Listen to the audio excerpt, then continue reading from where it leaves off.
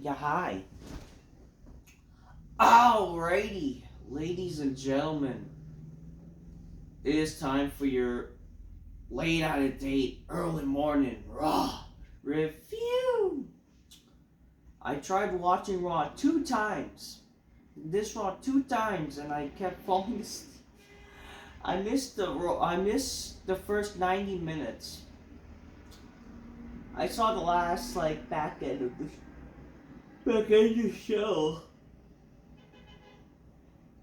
And it did not look like a good show. And I tried watching again for the first 90 minutes, and I was just so bored. This was a bad show.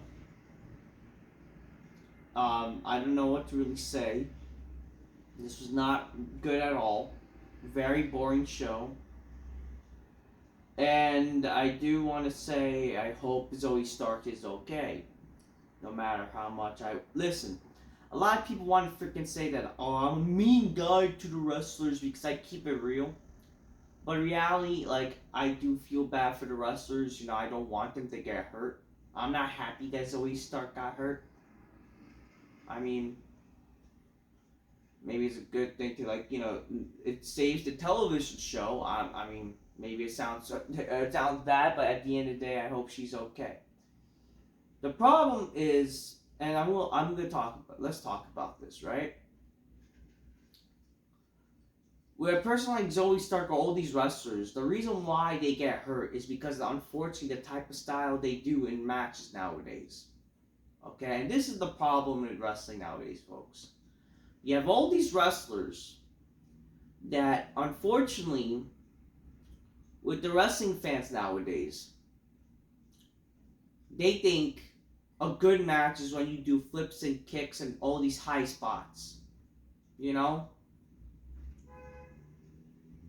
When every wrestler just does a high flying move, who really cares? Because everybody does the same shit now.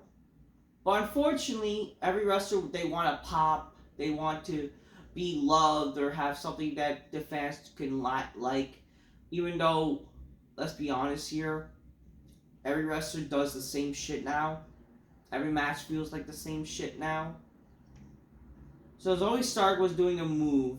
She was doing a springboard move, and unfortunately, she hit the floor the wrong way and clearly got her knee broken.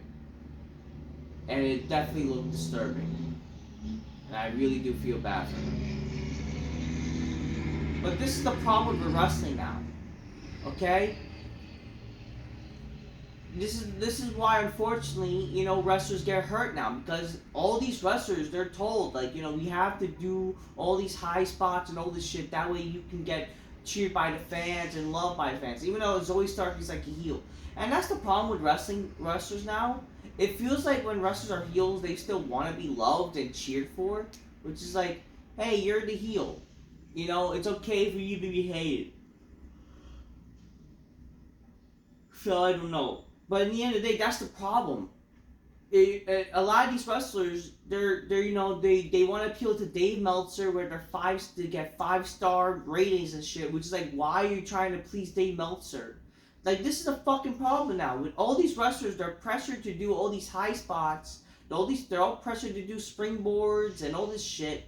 They're pressured to do all these high flying garbage. That's why these wrestlers get hurt. That's why Zoey Stark gets hurt. That's why JD McGee got hurt months ago. That's why all these wrestlers get hurt. Because they're told, hey, we gotta do all these jumping moves and all this shit. That's why. They're told, they're taught to, unfortunately, do all these fucking moves. And look what happened. They get hurt. And I really do feel bad for them, and I hope they're okay. It sucked to know that these wrestlers got hurt. It really does. Because now, look what happened. It could cost them their job. It could cost them their livelihood. And Zoey Stark, well, again, not a fan of, I may not be a big fan of Zoey Stark. I'm just not. I'm sorry. Doesn't really have much character, right? Doesn't really look like a woman. I don't know. Let's be honest here, too. Here's the thing about women's wrestling. This is the problem with women's wrestling. They're trying to be like the men. How about don't? Like, this is the problem too. We're pressuring the women to try to be like men. Stop it. The women are not the same like men. You know, you can't just say, oh, if the men can do it, women can do it too. No.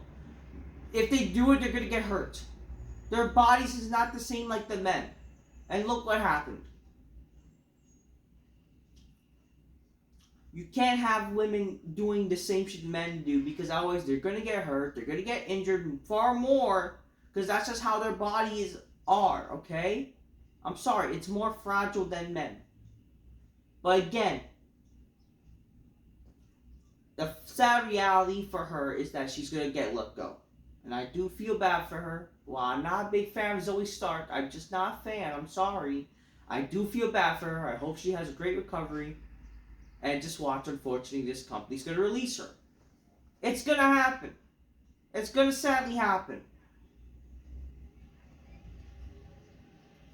So I don't know what to say. I just don't know.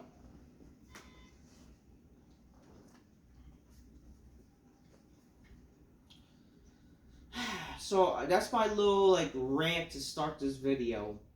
So that happened, right? So Raw happened. Very boring show for the most part. Nothing much really happened on this show. It's just your typical gay, boring Money in the Bank qualifiers. And yeah. I don't know what to really say. Show started with Logan Paul. I gotta say, I hate Logan Paul's theme song. What happened to his other theme song? Like, why does he have this stupid rap song now?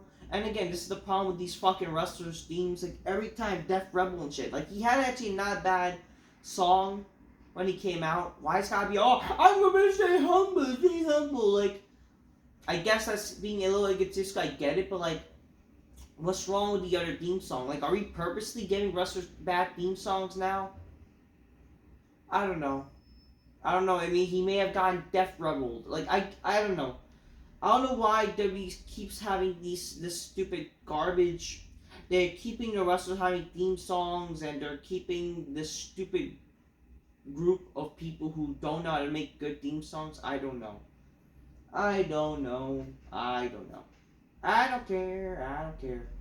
Logan Paul comes out, he says, it's a fact that I will defeat the Jey Uso Saturday Night Main Event. It's a fact that I knocked him out so many times and shit, like whatever. Then Gunther interrupts and says that defeating Jey Uso is personal to him. And if Logan Paul is the one to defeat Jey Uso, he will see that as disrespect. And he would say, he would think it to be a joke, right? Because he would think that's a joke. When a guy like Jey Uso was able to defeat him, that he'll lose to Logan Paul. But if Logan Paul was to win a Saturday Night Main Event, he would eat Logan Paul alive. He did mention how, Logan Paul's a big star, social media star, and a social media world champion. Like, what headline that would be, but then imagine how it would be a headline for Gunther eating him alive type of deal. And he said he'll defeat him no matter who it is. Then Jay comes out and from behind and take out Logan Paul with a super kick. Jay declares that I will beat Logan Paul this Saturday with 4 letters. One word. Yeet. I'll see you in Phoenix. Goose also Gunther. And it's like, whatever. I'm just still thinking to myself, why are they literally doing Gunther? What's so special about Phoenix? The Raw in Phoenix on June 9th.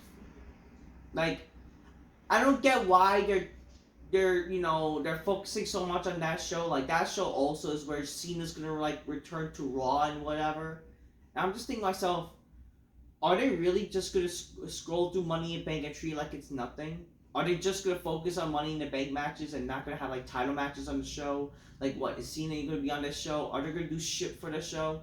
Are they really just gonna literally rely just the stupid freaking Money in the Bank matches? Like, are we kidding here? I'm sorry, you can't just focus on just Money in the Bank matches. Because then no one's gonna fucking care. I'm sorry. already from what I'm seeing from the card for Money in the Bank and these Money in the Bank matches, I'm not intrigued with the people. I don't care. And listen, Money in the Bank ladder matches are so repetitive now. I don't care for it. Like, what's the point really anymore? I don't care. And especially if they're the same fucking, like, it's the same formula that's dragged out. And not just that, it's just you fail to utilize the winners properly. I don't care. Tyrese Halliburton is here and will deliver a massive announcement. Yet he's not there, by the way. He's there via satellite. And two, like, I hate to act like, just like these wrestling fans. But it's hard to disagree with these people when they are pointing out the obvious. Why is this guy being showcased, but not guys like Kari Cross who puts effort? Oh Lord, who the fuck is calling me?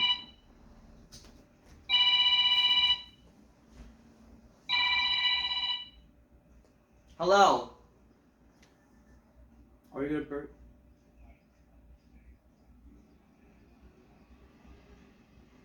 What you want, you smelling Indian, Pakistani, scamming piece of shit? Fuck you.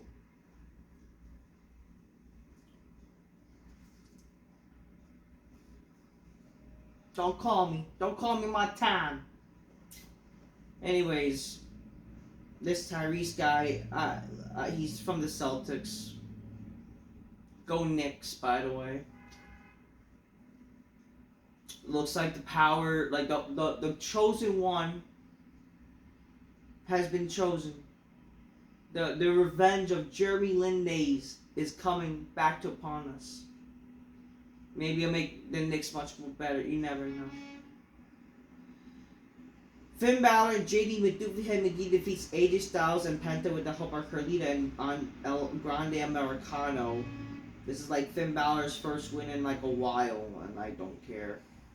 Logan Paul is backstage and Seth Rollins tells Logan Paul that he will have advantage over Saturday main event Jey Uso because Jey will not be 100% and whatever. Roxanne Perez in the first match defeats Becky Lynch and Natty Nightfart, whatever. So Becky Lynch, who again is, one of the well-known stars, and she doesn't get an entrance. I don't get it. Live Valkyria costed her the match too, whatever. Adam Pearce style Akira Tozawa will get his match against Rusev next week.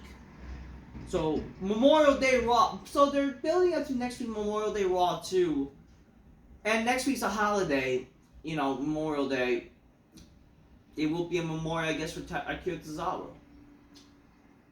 The only problem is, again, let's just say this, like, back in the day when wrestling was good, it didn't matter if it was a holiday, wrestling would be good. And I would think, with Netflix, WWE would actually try to be a good show, but watch. Look what's going on. WWE is not even putting much effort. They already got their money. Watch Netflix freaking finds a loophole and releases Raw, cancels Raw. Look what's gonna happen to them, you know what I mean? Sheamus defeats Grayson Waller, whatever, and you see Austin Theory smiling, so they're building up to some stupid betrayal that no one gives a fuck about. Tyrese Halliburton delivers the massive announcement that he'll be a playable character in WWE2K25 in the Dunks and Destruction DLC pack, which, again, how does this help the video game? I kind of also get what Kenny Omega is saying.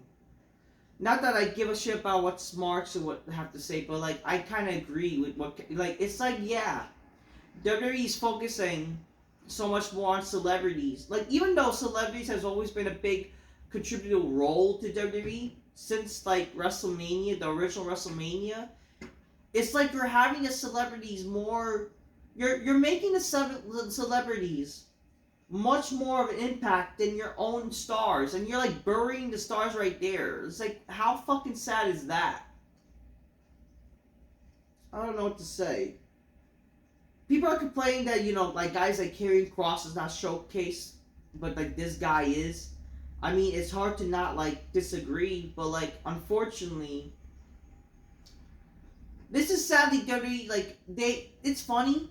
WWE they don't care about ratings supposedly, yet they're trying to get ratings with this guy. So what does that fucking tell y'all? They clearly still care about ratings.